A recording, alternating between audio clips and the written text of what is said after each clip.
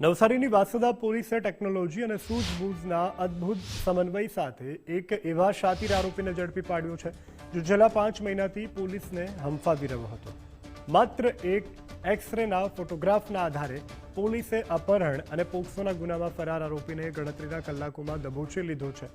આરોપી નરેશ પવારે પોતાની પત્ની અને પોલીસને ગેરમાર્ગે દોરવા માટે ઇન્સ્ટાગ્રામ પર એક એક્સરે ફોટો અપલોડ કર્યો હતો। આરોપીએ એવો દાવો કર્યો હતો કે તે કિડનીની સારવાર કરાવી રહ્યો છે। પોતાનો મોબાઈલ ફોન સતત બંધ રાખી છેલ્લા 5 મહિનાથી નાસ્તો ફરતો આ આરોપી પોતાની જ આ હોશિયારીમાં ફસાઈ ગયો। વાસદા પોલીસની નજર જ્યારે આ ઇન્સ્ટાગ્રામ પોસ્ટ પર પડી તો તેમણે આધુનિક તપાસનો સહારો લીધો। પોલીસે ગૂગલની મદદથી મહારાષ્ટ્રના 1-2 નહીં પરંતુ પૂરા 22 ડાયગ્નોસ્ટિક સેન્ટરોની તપાસ કરી।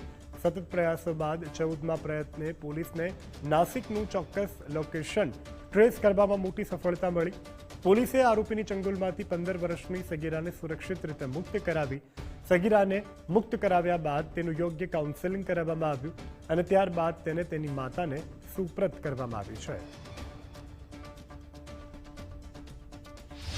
મૂળ એક બાતમી એ રીતની મળેલ કે ભાઈ ઇન્સ્ટાગ્રામ મારફતે જે આરોપી છે એમને એની મૂળ પત્નીને એક્સરેનો એને પથરી થવાથી એક્સરેનો ફોટોગ્રાફ મળ્યો તો એ ડિટેલ મેળવીને એ કયા ડાયગ્નોસ્ટિક સેન્ટરમાંથી એક્સરે કરાવવામાં આવેલ છે તો ત્યાં જગ્યા પર જઈને સ્થળ તપાસ કરતા અને ત્યાંમાંથી એમનો અપડેટેડ જે મોબાઈલ નંબર અને પછી ત્યાંનું ટેકનિકલ થોડું સર્વેલન્સ કરીને અલગ અલગ ટીમો દ્વારા મહારાષ્ટ્રના નાસિક જિલ્લાના પીપલગાંવ ખાતેથી જે આરોપી નરેન્દ્ર સોવિન્દ્ર પવાર છે એમને ઝડપી પાડવામાં આવેલ છે અને જે ભોગ બનનાર સગીરા છે જેમની ઉંમર આશરે 15 વર્ષ હોય તો એમને એમના માતા પિતાને હસ્તગત કરે।